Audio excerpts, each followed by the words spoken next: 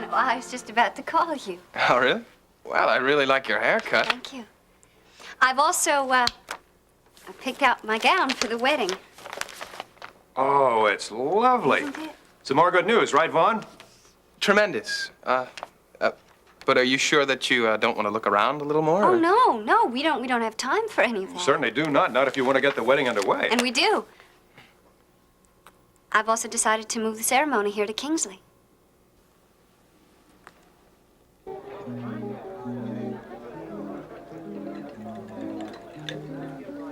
Princess, he almost put it into our very hands right in his own living room. Look, we're going to stay and bid for it.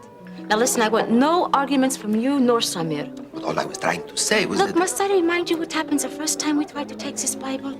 A second attempt such as that, and none of us will leave Kingsley alive. That is no concern to me. That is what I was hired for. How can you be so sure that we will not be outbid at the auction? Because no one else knows of its value but me and my father. How much more than its face value is it worth? That is none of your concern. But be sure that I will be the one who whistle Bible in the end. Ernie? Hey, Jeremy. Let me have a vodka straight up. Yeah, hey, didn't I just read about you in the museum in the paper? Huh? Tell me. Is that Dar es Salaam Bible really worth the $25,000 they say it is?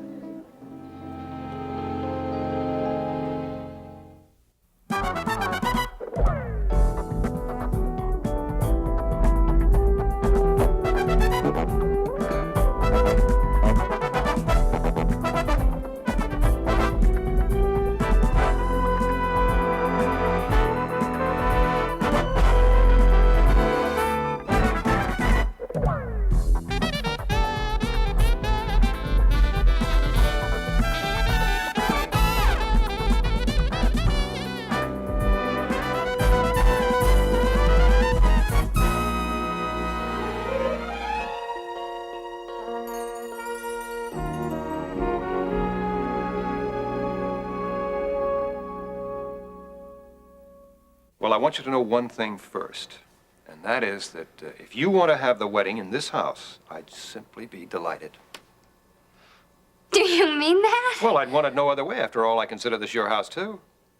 Oh, Uncle Charles, thank you so Sarah. much. Of course. Vaughn and I will have to think this over. Certainly, certainly. Well, whatever you decide, be sure and let me know as soon as you find out. Okay. Courtney, you know I don't like being told what to do, especially in front of him. Oh, I wasn't telling you what to do. I was merely telling you what I would like. What? Ruin our wedding? Oh, Vaughn, please. Well, Courtney, look, all our family is back in Lake Forest. And you'd have us take our vows in this hut. Well, I won't let you do it. I just won't let you do it. And I won't allow my wedding to become the social event of the decade. Look, I just want to become Mrs. Vaughn Sumner as soon as possible. A small gathering with Look, a well, few... I want a large gathering. Lots of people. You know, you do have a responsibility to do this thing right. It will still make the social column. Not good enough, Courtney. You know, the bride decides where her wedding is going to be. Even you with your Emily Post background know that. And Emily Post also says that the bride chooses her hometown. I believe that's Lake Forest for you, isn't it? Vaughn, it doesn't matter where we get married, just that we do. Why are you doing this? Is it because of Phyllis? My mother, why would you say that? Come on, you know if you have the wedding here in Kingsley, obviously she's not going to be able to make the trip. I mean, the sanitarium is never going to let her travel that distance. What are you hinting at? I'm not hinting at all. It's obvious. She embarrasses you, doesn't That's she? not true. Look, She can't help it if she's sick. I'm not condemning her because she's lost her sense of reality. All I'm saying is that does pose certain problems. Oh, it does. And how would you know that? You haven't even had the courtesy to go visit her. Well, we've hit on a raw nerve there, haven't we? Vaughn, of course I want your input. But I I made these decisions for one reason only, and that's to get married as soon as possible. You do know that, don't you? Yes, of course I do. Well, then why are you making this so hard? Look, I'm not trying to make it hard. I'm trying to be reasonable. Well, now stop being so reasonable then. Try to be loving instead.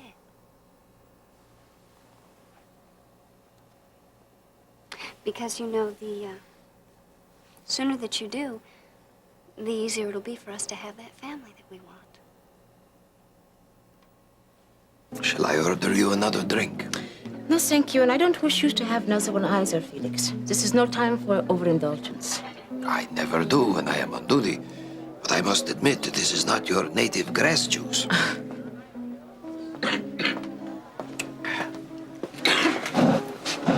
All of it is here, Your Highness. The American dollars you wanted. Excellent, Samir, so you have no problem in making the exchange. None at all. Western bankers will support any regime as long as they smell a profit. That is just like the old man, the king, your father. Felix, you will only mention my father's name when you do so in a manner of respect. No offense intended, Your Highness, but your father always did have a proclivity for making monies. Bartender! Hey, I gotta wait on the customer, but do me a favor, will you? Sure, what? Okay, put a bookmark where you left off. This history lesson of yours is pretty interesting, you know. Yeah, I'd love to. Most of the people around here don't find it very exciting to hear. Something wrong? Those people, how long have they been here? Who, them? Oh, the one guy just came in, but the girl and the guy with the accent, they've been here about an hour or so. I need a phone. Huh? I need to use your telephone. I can't go over and use the one in the booth or they'll see me. Can I use it? Sure, no problem. Here's the house phone.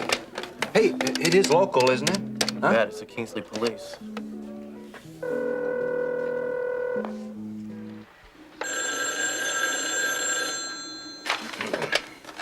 Brubaker. Yeah, Sergeant Brubaker, this is Jeremy Lancelot. Yeah, Jeremy, what can I do for you? You need to get over to the Castaway Bar as soon as possible. They're here. Who, they who? The Princess Yolanda and her friends. Look, Jeremy, I already told you, there's nothing I can do with them. Well, they're waving this diplomatic immunity around in my face. They haven't been waving around. You at least need to check them out. Now, come on. They could leave any minute now. All right, I'll be there. How about this one I own? California coconut date cookies. You think Dave will like them? Well, if he doesn't, just take them on up there to Stacy when you drive up to see her tomorrow.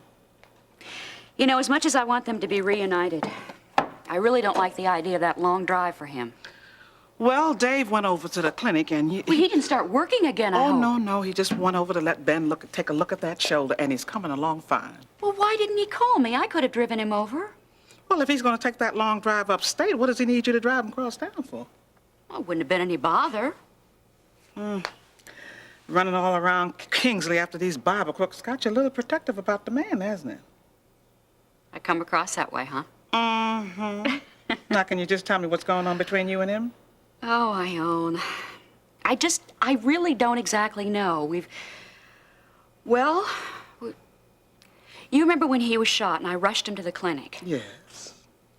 Well, after Ben took the bullet out, I took him back to his apartment. And, you know, there we were, just the two of us. Mm-hmm.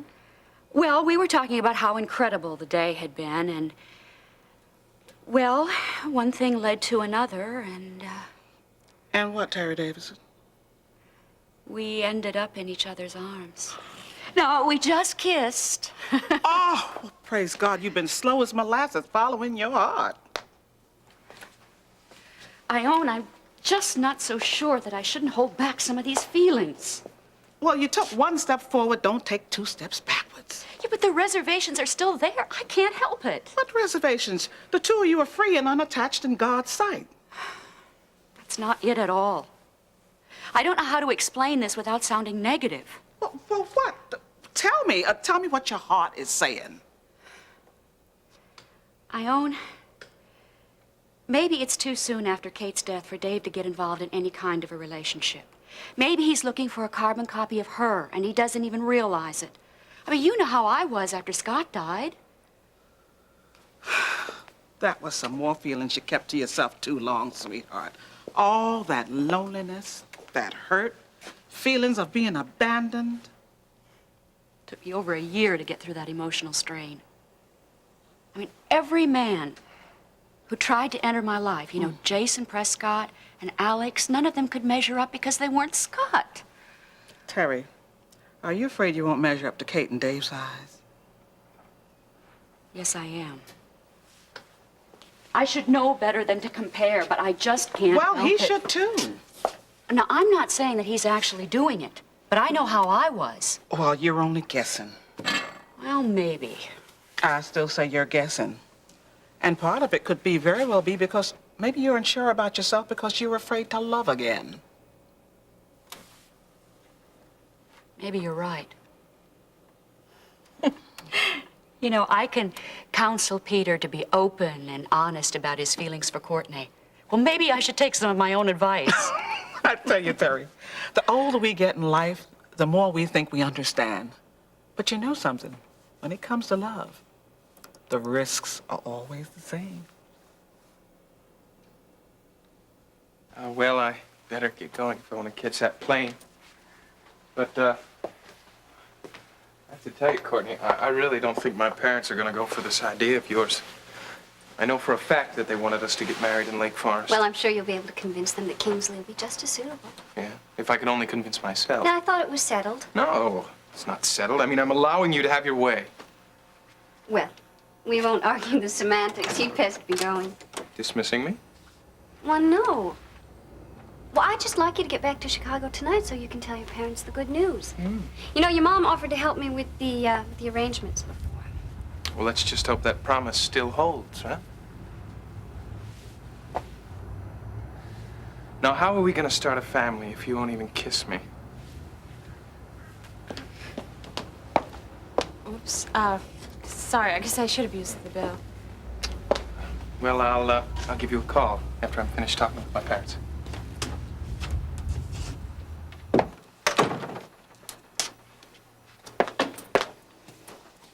That was some goodbye. Miriam, I'm glad that you could make it. I need so much help with these wedding plans. Oh, Courtney, you're not actually going through with it. Yes, I am. Will you be my maid of honor?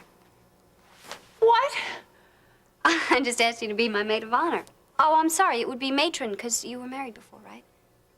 I can't believe this. Don't you think you're rushing things? No, I don't. A marriage ceremony is the beginning. It's not the end. Courtney, you have got to be sure before you say I do. So is that yes or no? Miriam, I need to know if you'll be there for me. All I'm saying is that marriage is one of the very most important steps you'll ever take in your entire life. So just because Von Sumner has all the money... Enough of the impending doom of becoming Mrs. Von Sumner. Now I'm asking you, will you be my maid of honor? Somehow this is all reminding me of Rebecca. Rebecca who? In the Bible, Courtney, it was something I was reading in Genesis today. It was, Rebecca was Isaac's wife. But his father, Abraham, sent a servant out to choose his bride for him. Well, that's kind of what my father's doing. There's a big difference, though. The motivations and reasons, they were entirely different. All right. So my marriage won't be made in heaven. But, Miriam, my mind is made up. There's nothing you can say to change it. Well, I'm beginning to see that. Miriam, I appreciate what you're doing. I really do. That's why it would really help me if I knew that you would be there for me. Please. Courtney, just... Oh, I can't believe him. Yes, I'll be your maid of honor. Oh, Miriam, thank you. I knew that you would. Okay, now look, you've got to help me because I can't do all these things alone. I've got to order the dress. I've got to change all the plans from Lake Forest down here to Kingsley. Let's see, there's going to be the guest list. You're right about risking, Ione. Love is always that way. But I don't want to put any unnecessary pressure on Dave. Listen, if he was ready to take you in his arms and plant some sugar on you, he's ready enough to take those risks. But don't you see what I'm saying? We've gone through so much together. Exactly. He's grown used to me. I mean, we're friends primarily, but now, after a couple more months, he may decide that friendship is all he really wanted. Hey, now, any fool can look at you two and detect that there's some currents between you. You make it sound so simple, Ione. Well, it is simple if you just don't keep going around the mountain. The time is right, Terry. I may never get another chance, huh? Well, now, he may never have another chance either. Remember, he's busy tearing down some walls up, some stored-up emotions himself. Yeah, I know. Well, why don't you do you both yourselves a favor? When you drive up to see Stacy, just help each other tear down some of those brick walls. So you've agreed to be Courtney's maid of honor. That's excellent. Oh, I see she's brought you up to date on all the wedding plans. Well, almost on everything, except, of course, your part in it. But I'll tell you something, Mim. I'm very glad that it's being kept in the family. Well, I'm not so sure I should have accepted it. Mim, I'm going to pretend I didn't hear that, because if I did, it would put a crimp in an otherwise marvelous day. Daddy, like it or not, Courtney is still in love with Peter Davidson. Mim, you are simply imagining No, it. I'm not, because Courtney has been very candid with me about her feelings for Peter until recently. Having seen Courtney and Vaughn together as much as I have, I can assure you they are ideally suited for one another. They come from the same backgrounds, they have the same interests. Now, what more could you want? Have you been encouraging her to rush into this wedding? Rush. You remind me of a so-called rush order that only you can fill. You're avoiding my question. No, I'm not. I'm going to ask you a question, and you just sit right down here. How would you like to go out to the auction at the museum and have dinner afterwards with your father? To the auction, really? You're serious? Of course I'm serious. Mim, it's time you took up your social responsibilities again. Now that you're out of Ione Redland's house and into a more acceptable neighborhood. Daddy, there is nothing wrong with living in Chesterfield. Nevertheless, I am very glad you're finally out of it. That place attracts a criminal element just incredibly. Nothing is safe there, Mim. Look at the Dar Salaam Bible. Taken right out of the clinic in broad daylight, stolen from underneath Jeremy's nose. Well, you got it back, didn't you? Yes, thanks to me. Thanks to you? Mm-hmm. I thought it was Dave and Terry who risked their lives for that. He was wounded. Ione told me all about it herself. Ione? That sounds like her kind of exaggeration out of all proportion. Nevertheless, I've got it now.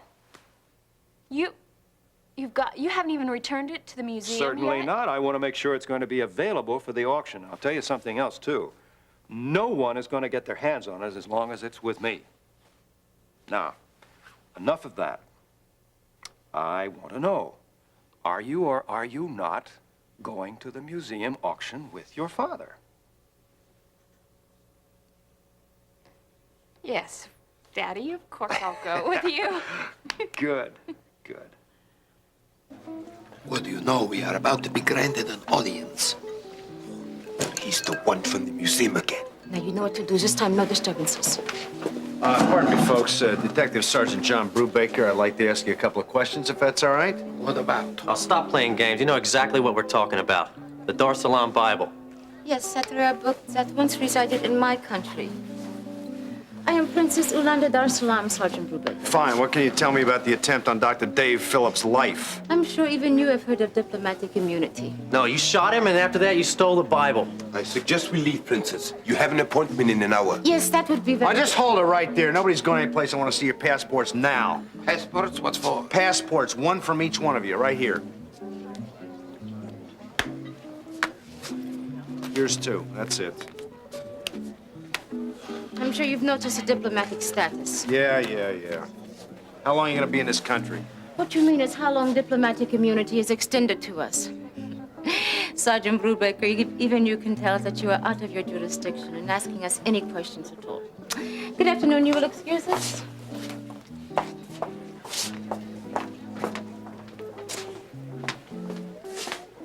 Sergeant, you can't let them get away again like that. I have to until I find out the extent of this diplomatic immunity. I got a friend at the State Department. I'm gonna call him up and find out what's going on here.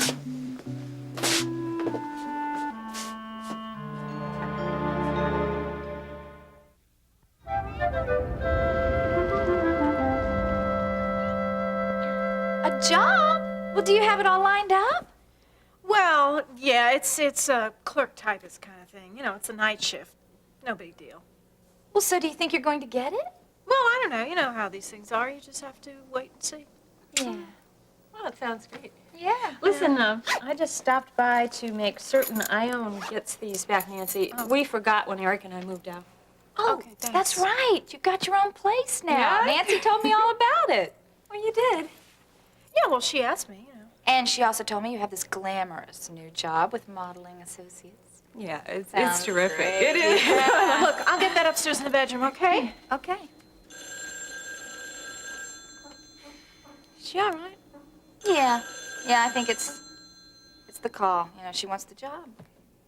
Well, I can understand that feeling. Yeah. Lori, we need to talk. Courtney has just asked me to be her maid of honor. So, when's her wedding? Soon. Like in a week or so. A week? Peter's got to know. Well, I don't want to be the one to tell him. Miriam, he really loves her. Well, from what I can tell, Courtney loves him too. That's just it. She's still determined to go ahead and marry Vaughn. Look, would you mind telling him? Lori, you're his sister. That's why I Yeah. told you that. Well, I guess not if you really think it'd be best. Look, I do. I really think it is best because I just think he's going to take it from you a lot better than anyone else. Okay, I guess it's better he hears of her wedding plans through me than just by accident.